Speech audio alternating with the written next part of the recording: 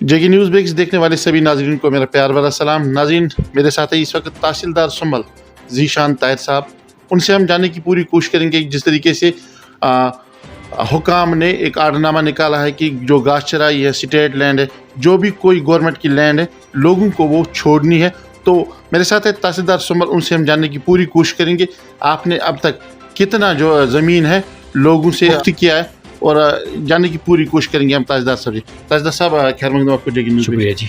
Sir, जानना चाहता हूँ आपसे क्या कितनी ज़मीन अब तक आपने खाली की है? जनाब, जो पिछले एक हफ़्ते की कार्रवाई की हम बात करें तो तकरीबन 1500 कनाल जो है हमारी तहसील में यहाँ खाली कराई गई। आज के दिन में ही तकरीबन 450 कनाल जो है रकबा 7 गाँव में खाली कराया गया है। आज डीसी साहब की हिदायत पे स्पेशल टीम्स बनाई गई थी। डीसी साहब खुद फील्ड में थे, एसडीएम साहब निकले थे, हम लोग खुद भी फील्ड में थे। तो 7 गाँव में तकरीबन मिला के 400-450 कनाल के करीब रकबा जो है खाली कराया गया। आपने देखा भी होगा बोर्ड्स वगैरह लगाए गए हैं। और एक चीज़ मैं खुसूसी बात करूँगा इस बात की कि लोगों की तरफ से बहुत ताउन है, कोई किसी तरह की कोई रेजिस्टेंस नहीं है। जो एक्सपेक्टेशंस थी, लोग खुद सामने आए हैं, अपनी बाड़ें हटाई हैं, अपनी प्लांटेशंस हटाई हैं और लोकल पीआरआईज़ को साथ लेके हमने ये एंटी इंक्रोचमेंट ड्राइव किया और बड़ी लोगों की तरफ से बहुत ताउन भी मिला है और बड़ी अप्रिसिएशन भी हुई है। तो सर, जानना चाहता हूँ आपसे कि जिस तरीके से लोग अपने का कॉपरेट करते हैं, मगर जो मकानात या गाँव खाने, दुकानात या कम्प्लेक्सेस जो है गवर्नमेंट की ज़मीन में, उस बारे में आपने कौन से इकदाम उठाए? बिल्कुल, मैं आपको बताऊं कि हमारी जो 85% इनफैक्ट 90% इंक्रोचमेंट है वो ग्रीन कैटेगरी की है, जहां बाग लगे हैं। क्योंकि आप इस सुंबल इलाके की बात करें तो यहाँ मैक्सिमम इंक्रोचमेंट वही है जहाँ या तो यूकलिप्टस के पेड़ होंगे, सफ़ेदा होगा या सेब के बाग लगे। तो हमारी पहला टारगेट और पहली प्रायोरिटी, जैसे जिक्र भी किया, हायर अथॉरिटीज़ भी बात करते हैं कि जो बड़े बड़े इंक्रोचर्स हैं, 20 कनाल का बाग है किसी के पास, 15 कनाल का बाग है, तो हमारा पहला टारगेट वही है कि जो बड़े इंक्रोचर्स हैं 20 कनाल, 50 कनाल, 100 कनाल वाले, उनको निकाला जाए और उसी पे फोकस चल रहा है। अभी किसी स्ट्रक्चर की तरफ हम नहीं गए। आप जानते हैं कि नोटिस हमने सबको दे दिए हैं, लेकिन स्ट्रक्चर्स की तरफ हम अभी गए नहीं, अभी ग्रीन इंक्रोचमेंट्स हटा रहे हैं। आज ही की जिक्र करें तो 3 जगह पे तकरीबन 20 कनाल के 3 बाग निकाले गए और हॉर्टिकल्चर डिपार्टमेंट के हवाले किए गए। तो ऐसा भी नहीं है कि हम जो अच्छी प्लांटेशन है उसको डिस्ट्रॉय कर रहे हैं, पंचायत के हवाले कर रहे हैं या हॉर्टिकल्चर डिपार्टमेंट के हवाले कर रहे हैं, ताकि उसका जो फ़ायदा है, जो लगे हुए पेड़ हैं, वो लोकल पंचायत को उसका ऑक्शन से बाकी चीज़ों से आ जाए। सर, मैं ये भी जानना चाहता हूँ आपसे, अभी कहा कि हमने बाग जो निकाले वहाँ से, लेकिन लोग जो हैं गवर्नमेंट ने, यानी कि आपकी पूरी टीम या हार्टिकल्चर डिपार्टमेंट ने अब तक उसमें जो कारनामा है वो आपने अंजाम दिया है, लेकिन जो उसमें फल फ्रूट के जो दरख्त है वो काफ़ी मेहनत करने के बाद वो तैयार करता है, एक माल की बाग जिसे हम कहते हैं। तो अब किस तरीके से आप रखवाली कौन करेगा उसकी, और जिम्मेदारियाँ जो है फ्रूट्स की, दवायात की, क्योंकि एक बाग जो है वो एक औलाद की तरह होता है एक ग्रोवर को। तो क्या इकदाम? बिल्कुल, आपने सही कहा। इसी वजह से मैंने आपको पहले ही जिक्र किया कि हमने कोई पेड़ नहीं काटा है, कोई भी फ्रूट बेयरिंग पेड़ हमने नहीं काटा है। उसमें जो इंक्रोचमेंट दूसरी तरह की थी, बाड़ थी, तार लगाई गई थी, हमने वो हटाई है, अपने बोर्ड्स लगाए हैं। इसके बाद ये जो जितने भी बाग हैं हमारे, हॉर्टिकल्चर डिपार्टमेंट के साथ इन कंसल्टेशन उन्हीं के हवाले किए जाएंगे। इसकी देख रेख डिपार्टमेंट ही करेगा। और दूसरा, इसमें जैसे आप जानते हैं प्राइवेट लोग भी करते हैं, अगर ये डिपार्टमेंट चाहे पंचायत के थ्रू इसका जो सीजनल फ्रूट होता है उसको ऑक्शन कर सकता है, जो ऑक्शन में लेता है वो इसकी देख रेख करता है। तो मकसद इसका ये है कि जो भी आउटपुट आएगा in the form of fruit produce या उसमें सेल में से कुछ आता है तो वो पंचायत या स्टेट एक्सचेकर में जाए।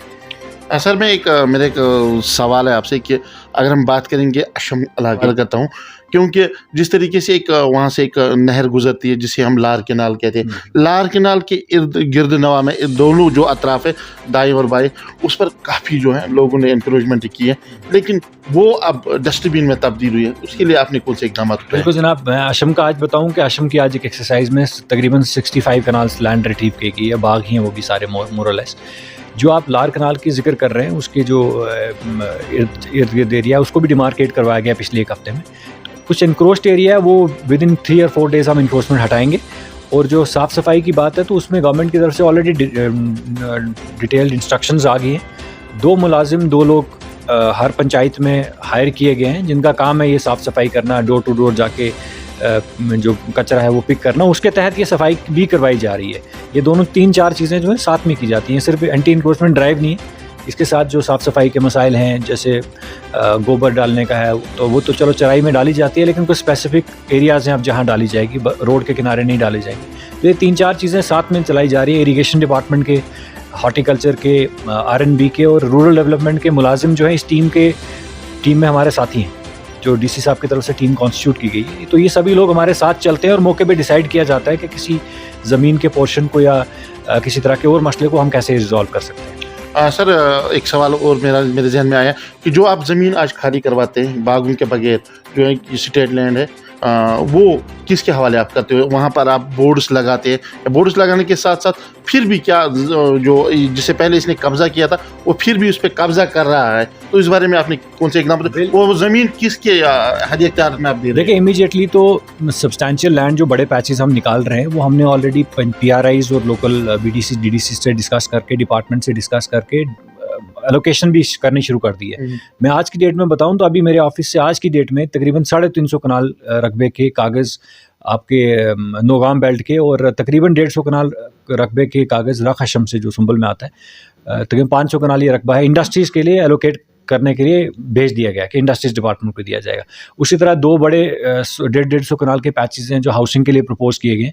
तो ये जो जितने भी बड़े पैचेस हम शुरू कर रहे हैं, सिर्फ हम एंटी इंक्रोचमेंट ड्राइव नहीं कर रहे हैं, इनका यूटिलिटी क्या होगा, इसको कैसे यूटिलाइज करेंगे। आप शादीपुरा में जाके देखेंगे मेन रोड पे जो रकबा है, लोकल लोगों की रिक्वेस्ट पे वो PHC के लिए, सुमो स्टैंड के लिए हमने डिसाइड किया है। तो वो सारे पेपर्स बना के DC ऑफिस भेजे जा रहे हैं कि साथ साथ वो कंसर्न डिपार्टमेंट को भेजे जाएं ताकि उसकी एक्विजिशन हो जाए और उसको किसी पब्लिक यूटिलिटी या पब्लिक यूज़ के लिए लाया जाए। लास्ट पर क्या मैसेज देना चाहते हो उन लोगों को, क्योंकि आप एक तहसीलदार हो, पूरे तहसील के रिप्रेजेंटेट करते हो आप, तो क्या मैसेज देना चाहते हो लोगों को? देखिए, छोटा सा मैसेज है मेरा। मैं पहले तो शुक्रगुजार हूँ, अभी तक पिछले हफ्ते में जो भी हमने एक्सरसाइज की है जिसमें 1500 कनाल से ज़ायद रकबा जो है एंटी इंक्रोचमेंट से निकाला है, किसी भी तरह का कोई मसला हमें सामने नहीं आया, कोई रेजिस्टेंस नहीं आई है।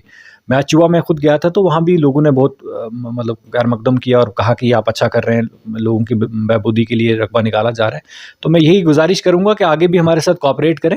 आप खुद अपने PRIs के साथ बैठें, BDCs के साथ बैठें और इस पब्लिक लैंड का प्रॉपर यूटिलाइजेशन करें, लोगों के फलाह के लिए कैसे यूज़ हो सकता है। और जहाँ अपनी बाढ़ खुद हटाई जा सकती है, जो नोटिस हमने दिए, आप खुद ही हटा दें हमारे आने से पहले ही।